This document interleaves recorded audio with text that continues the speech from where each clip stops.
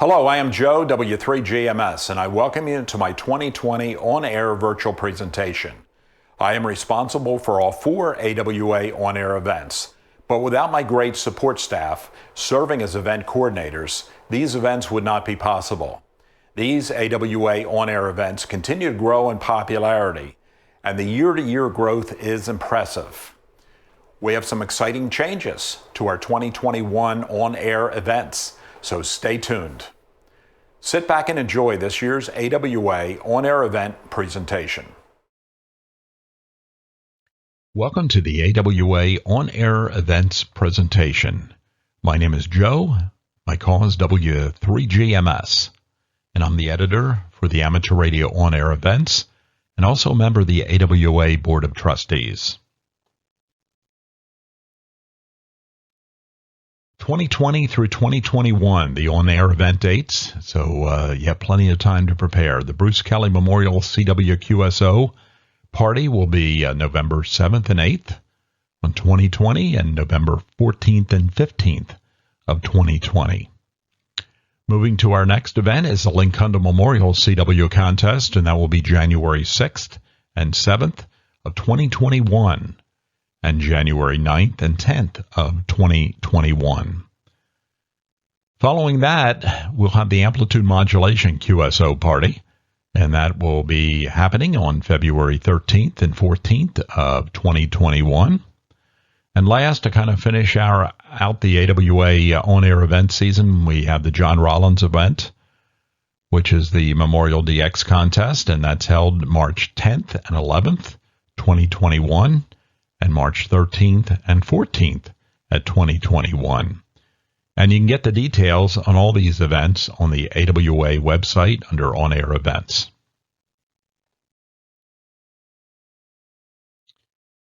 AWA On-Air Event Coordinators. I want to give a big thank you to all of them. Without them, my job would be much more difficult and tedious. So we have 4 event coordinators, and they all do just a fantastic job. So for the Bruce Kelly 1929 event, the CWQSO party, we have Dave, WB9WHG. For the Linkunda Memorial CW contest, we have Tim, W1GIG, who's been doing that for many, many years. Kind of a new guy on the block is Ron, W8ACR, doing the AMQSO party. Last year was his first year in doing that. He did a bang-up job.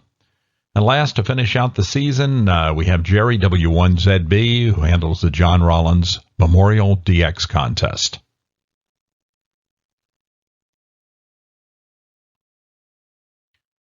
AWA On Air 2019 and 2020 event winners, and I'd like to congratulate all the winners. Plaques will be mailed out to you since we're not going to be able to get together this year at Rochester. But addresses and call signs, all the pertinent information has been submitted, so you will be getting plaques. So, congratulations to the Bruce Kelly Memorial CWQSO party winner. It's Paul Kelly, N1BUG. And Paul just did a great job this year on the BK event. Got Linkunda Memorial CW contest, and this guy has a few contest wins under his belt as well.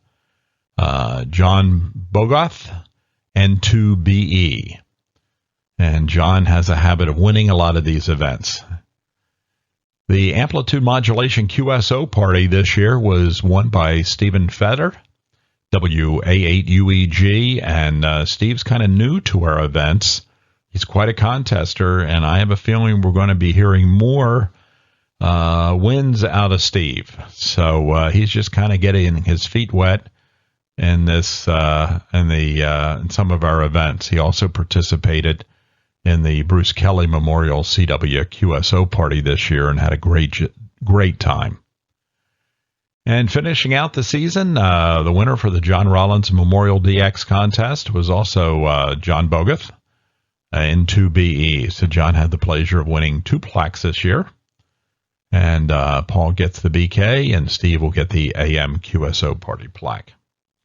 So congratulations, and thank you for participating. And and being serious about it and winning the event. The AWA weekly sponsored nets, and this is to keep the hams on the air and active when we're not running our 4 major events, on-air event contest each year.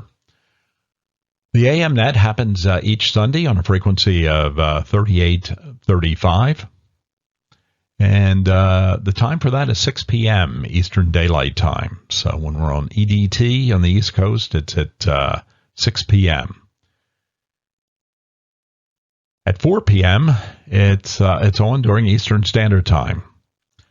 Note the time change for Sunday's AWA PM AM net, and that's due to propagation. We used to get on at 7 p.m. During Eastern Daylight Time, but we found out propagation got a little bit long, and we're getting too much QRM. So 6 p.m. seemed to be the sweet spot. I want to also add that my good friend Al, W1VTP, for the AM net, always does a pre-net for me, and he starts the pre-net at 5:30 or 30 minutes prior to when I start the actual net. And he gets frequency warmed up, and we get a few pre-net check-ins, and it really does work out well. Bruce Kelly Memorial Net, that happens on 3837 lower sideband at 9:30 Eastern, and that's Monday, Wednesday, and Friday. On Mondays, our net control station is Jeff, W3JW. On Wednesday, our net control station is Roy, WA2TWS. And on Fridays, it's Doug, WA3DSP. Then moving over to 40 meters, well, the 40-meter AWA single sideband net is on 7237, lower sideband, each Sunday at 12 noon Eastern. The net control of that net is John, WA3KFT, and John's been doing that for a very, very long time and always does a stellar job on his 40-meter AWA net. Lastly, on Monday nights, the 160-meter AWA top band net. That's on 1945 each Monday evening at 8 p.m. And the net control station for that is Larry, NE1S. And prior to Larry, that net was actually started by Joe Crow. So Joe, N3IBX, conceived of that, and sadly Joe is not with us. He's a silent key now. And Larry has done a fabulous job of continuing the AWA top band net each Monday evening at 8 p.m. on 1945. Things that keep me busy as your AWA on-air editor. This past 2019 and 2020 worked extensively with our AWA webmaster, Richard Nedich, to enhance the amateur radio portion of the new and improved AWA website. And I hope each one of you have had a chance to really get on the new website and navigate through, and hope you're well pleased with it, because I certainly am. I think it's a great, great website. Responsible for writing and editing the quarterly AWA on-air column for the AWA Journal and submitting it to AWA editor David Kaiser. It's these writings where the event coordinators submit their reports to me and those announcements, and they appear in the quarterly journals. So we thank our event coordinators for those contributions. Continuing to submit results, summaries, score sheets, pictures, and SOPOC comments on the new AWA website. Continuing to list the yearly dates for all our on-air events, 1 year in advance in the journal. And you'll notice right in the beginning of the journal, you look and you can see the dates for the 4 upcoming AWA on-air events. Makes it very, very convenient. One of the other things is submitting the announcements for publication on the AWA Facebook page concerning all the on-air operating events. I try to put out a splash and get the folks to put it on for an announcement, and then typically I will do a summary, and the summary will then refer you to the website for the specific details. But The AWA Facebook page has turned out to be a really, really great tool. And for those that are on Facebook, I encourage you to look at it. And Chris Onan and others keep that well up to date. I continue to write the AWA on-air event announcements and results articles in Electric Radio Magazine in order to bring awareness to our AWA on-air events. I don't want us to be the best-kept secret in town, so to speak. So Ray with Electric Radio really caters to a lot of the folks that are AWA and non-AWA members, but all have interest in similar buckets. So I think that's part of the reason of why all the on-air events have been increasing in numbers. It's due to that awareness. So Ray's been fantastic to work with. I know when to getting my material, and he's been very accommodating in finding space for it. In Electric Radio, I don't give a lot of details. I give a high-level overview summary, and then it refers you to the AWA website. And another first for me, I attended virtually my first AWA board meeting, and that was great. I enjoyed it. It's kind of nice to be there in person, I suppose, and I'm sure I'll have a chance to do that. But my first board meeting was held virtually, and I thought it went extremely well. Continuing on the goal, we must continue the momentum to improve marketing of our on-air events. And that's just very, very important. So I'm doing stuff in Electric Radio. I'm looking at other sources, but, if you have a personal Facebook page of some type and you think that would be good, you can certainly make some announcements on there about AWA events and try to spread the word. We can't spread the word enough. It's very, very important. Find authors to publish some how to build articles.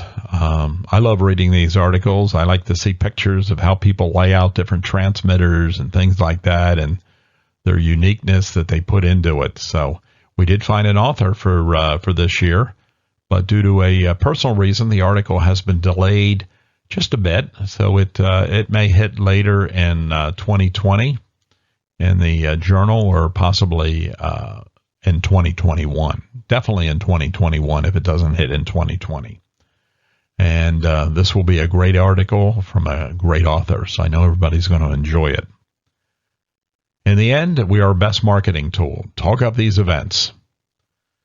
I found it kind of neat to invite some guests over to operate during our events. That's always a lot of fun.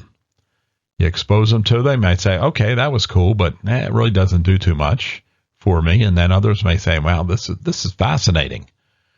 And if they're not into the super old stuff from 29 and earlier, like we use in the BK event, we have a lot of other choices. You got the Rollins with 1970 and earlier. You got the Link Hundle 50 and earlier. And you got the AM QSO party where you can operate anything. So I think we have good diversity in the type of events that we host on air events, and that's a very good thing. We have to constantly make sure that our events are aligned to survive many years to come. The on-air events must maintain their original intent. I'm quite a traditionalist, but at the same time, adjusting to our new and younger user base is a positive move. If we do this properly and judiciously, this will become our legacy. It's mandatory that our on-air events must attract interest within the younger amateur population, because they're the next group that's going to backfill for us. So we have to groom them. And since new hams do not need CW to get a license, some new hams love the old gear and are AWA members, but cannot participate in some of our events due to not knowing CW. So how do we involve in creating an opportunity to carry our 4 on-air events forward with a crop of the next amateurs?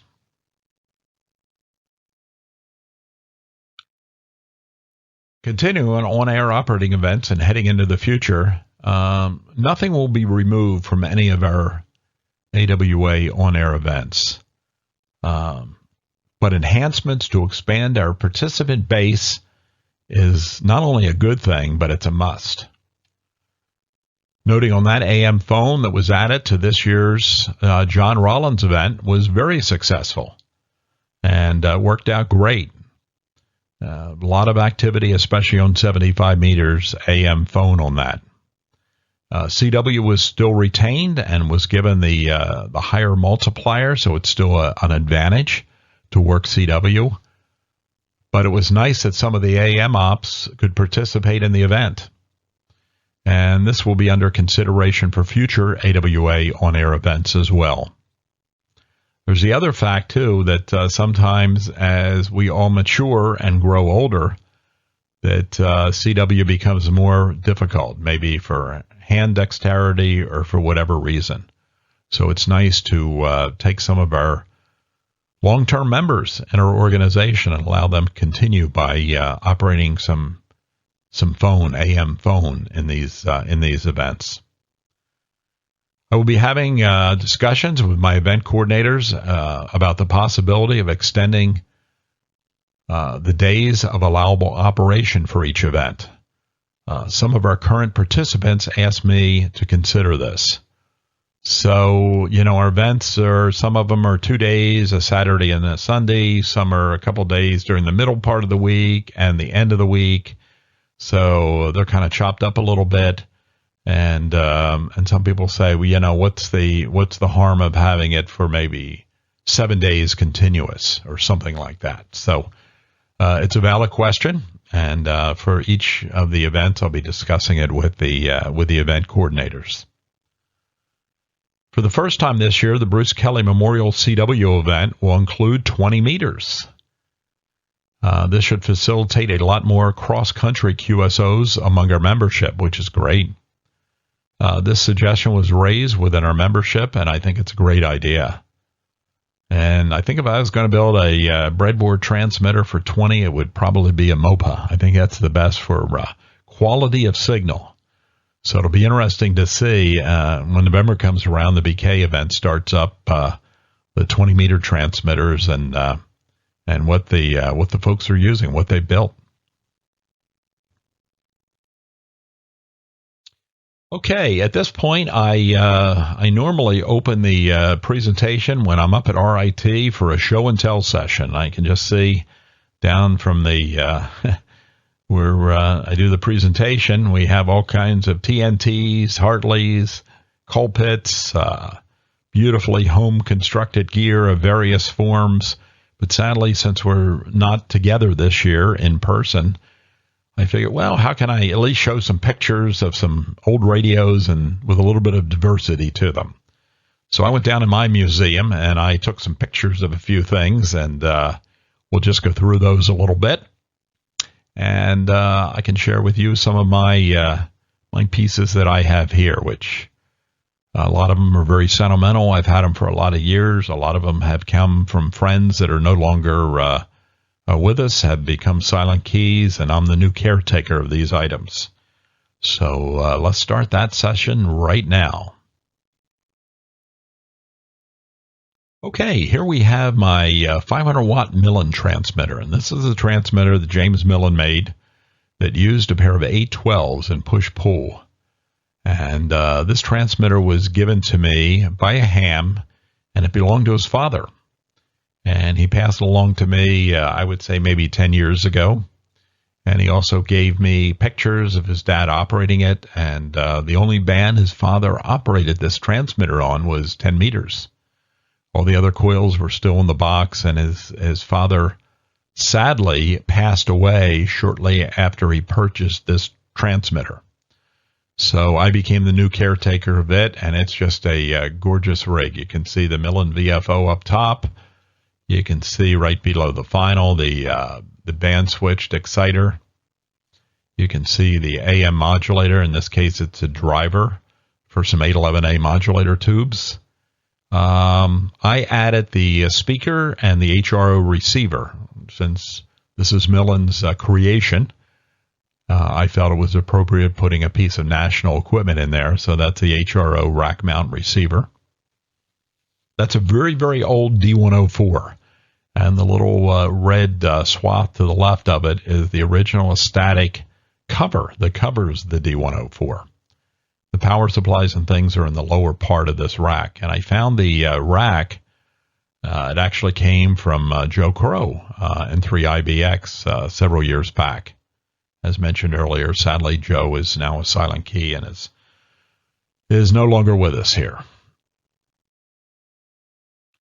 This transmitter was originally built in Tennessee, and I inherited it fourth hand, and it actually was donated to me by the widow of Frank, KB3AHE, and I was very, very honored to get this.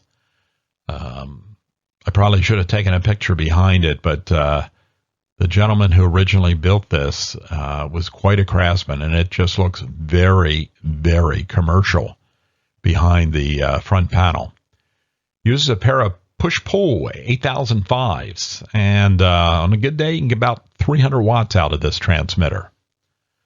And you can see the original builder used the Millen exciter, and this was the exciter where you plugged in different coils for bands, and it wasn't a band-switched exciter, but it works very well. It's a great transmitter, and I was honored to receive it.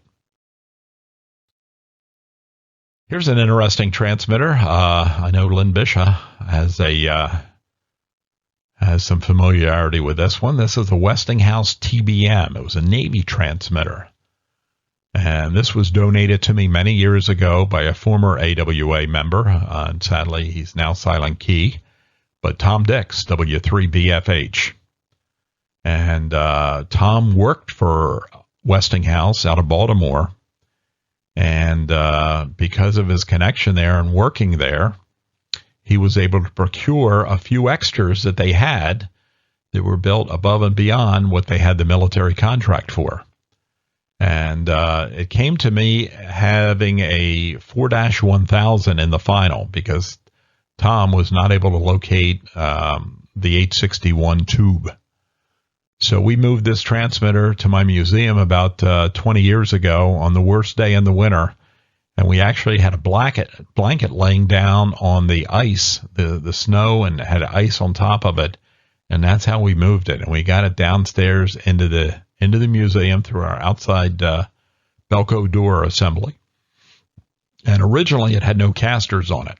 So a good friend of mine, we jacked it up, and he welded casters on the bottom of this, and now you can move it around effortlessly. Probably a week after I got it, I got a phone call from a gentleman in New Jersey, and he said, "I hear you just inherited a TBM for your museum." And I said, "Yeah." He says, "Well, I'm going to make your day." He says, "I have two brand new 861, new old stock 861 tubes." So fortunately, when Tommy had put the 41000 in, he kept all the original parts. So my project is to put back the original 861. And 861s are not real plentiful, so I felt very gratified into getting that. Here's a transmitter which I purchased from a local ham. His call was K3DUM Sam out of Parksburg, Pennsylvania. And this is a Collins 30K1. And this was an interesting piece. It was up on the third floor of his home. A good friend of mine and myself, we managed to get down the staircase without doing any major damage to it. And I love this transmitter. It's a great transmitter. And since then, I've acquired the 310 exciter that was designed to drive the Collins 30K. So it's a real nice piece in very, very nice shape. On the top of it, that wooden assembly up there, you may wonder what that is. That's a balanced antenna tuner. And that was given to me some years back by my good friend, Bill, W2DGB. And one of the trips up to Bill's place, he presented me with that. And it's just a beautiful, beautiful balanced antenna tuner. A low-pass type design. Very similar to Rick Mazur's circuit that he came up with that now Powstar is actually marketing. And further in the slide presentation, I have a picture of what the inside of that tuner looks like. But Bill's quite a craftsman, as you'll see. And he would always make things out of scrap wood and available material, and he did it extremely well. So I thought it was fitting to have that on top of the Collins 30K. Two gems. For those that have worked me in the 1929 BK event, this is what I've used for years and years and years. And this was given to me by a friend that knew the original builder who built this transmitter in 1929. So it's an original 1929 210 TNT, and it's one of my favorite pieces in my collection, and it gets used. I probably should use it more, but at least it's on the air every year during the BK event. 210 in the final, as the oscillator tube, I should say. Beautiful, beautiful transmitter. Another piece that was donated to the museum, but it wasn't donated to me. This piece came from Bill, W2DGB, and it was donated to my wife, Martha, N3QBE, and she's nice enough to let me have it on display in the museum, and it'll be operational very, very soon. But a 1928 REL tune plate, tune grid with an 852 tube in it. It looks like the 852 tube is good. And you can see the catalog number. But I love the 20s and early 30s gear. And this is just a beautiful transmitter. And Bill entered this in one of the AWA contests up at the convention many years ago. And if you look to the right on the picture, you can see the ribbon that he got for this REL transmitter. This is one of the operating positions, and it has a little this and a little that, but it has my Harvey Wells TBS 50. And I really like and enjoy the Utah equipment, but you don't find it all that often. So here's a Utah UAT1. Utah UAT1. Above it is my cherished SW3, which came from a good friend of mine that was a draftsman when I started my engineering career. And to the right, a beautiful HQ120, which I love to use, as well as a Hammerland speaker above that. And the D104 microphone. And that flag on the top that says W3GMS was courtesy of Janus, AB2RA.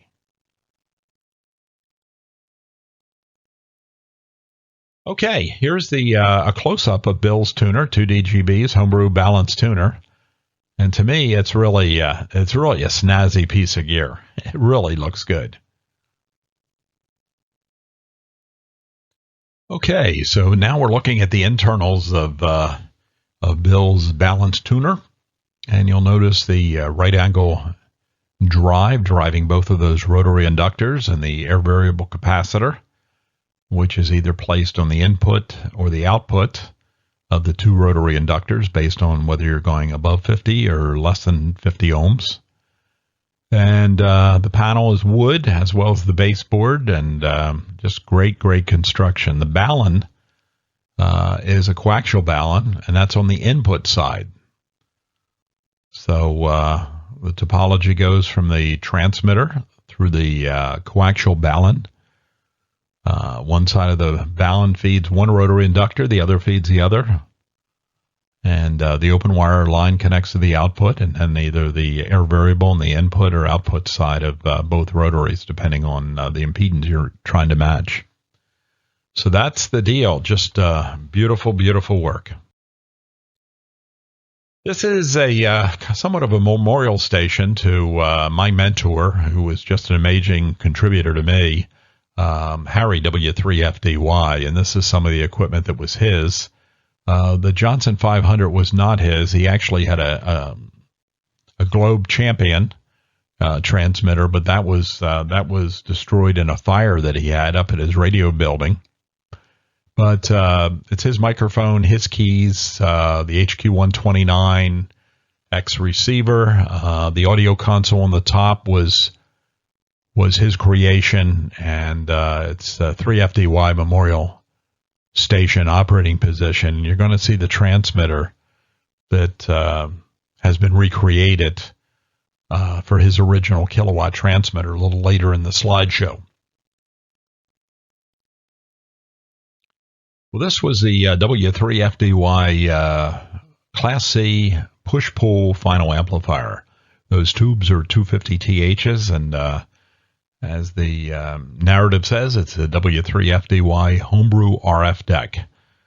We think that this was built sometime in the 50s. My friend Bert, WA3JYU, did all the mechanical restoration, and it just looks gorgeous now. And my job is to finish wiring it and put some voltage to it and fire it up.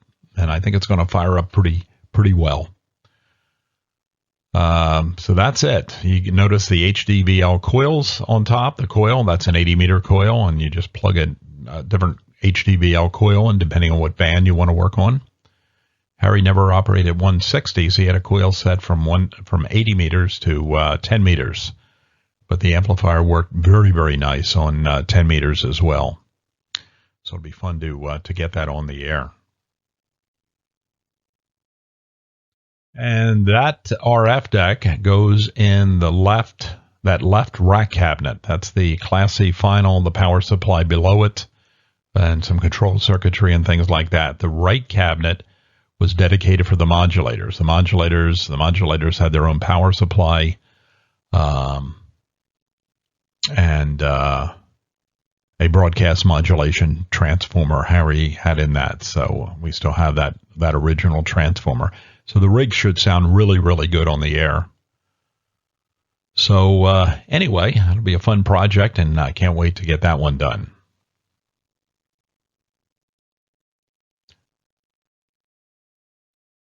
Okay, a little bit about W3GMS. If you don't care or don't know or don't want to know, just turn the volume down and take a break. But I've been an AWA member since about 1982 and a life member for the past 20 years. I've always enjoyed the AWA, and just a great organization in so many different ways. Been a licensed radio amateur since the age of 14, and as of 2020, celebrating 54 years on the airwaves. I'm retired from a major enterprise server developer and manufacturer as an electrical engineering group manager for new product development. Early career achievements, I served as chief engineer for an RF company and was also the founder, president, and CEO of Control Products Unlimited Incorporated. Amateur radio-wise, I enjoy building, designing, and restoring amateur radio equipment, along with mentoring students preparing to major in electrical engineering. Part of my give back, as I call it. I've been building the Ursulton Amateur Radio Museum for many years now, and the equipment spans from 1918 in the Spark era all the way up to about 1960. As they say, one board at a time, it's getting done. I'm doing all the construction and drywall and floors and wiring, and I'm a one-man band. I need a support staff. Anyway, I love all the AWA on-air events. They're all unique in their own way, but I must say the AWA 1929 Bruce Kelly Memorial CW Party is my favorite for a lot of different reasons. You know, we're over the summer, we're into fall, Thanksgiving's coming, and it just shouts, let's get on the air. So I love that event. So anyway, in saying that, I hope you've enjoyed the AWA on-air presentation that I prepared. Again, sorry we all couldn't get together, but hopefully this served to serve a need, and you've enjoyed some of the things that you've seen, not only in my presentation, but other presentations as well. So until we meet again, till we chat again on the air, wishing you all the best. And take care and catch you on the radio. 7-3 W3GMS now clear.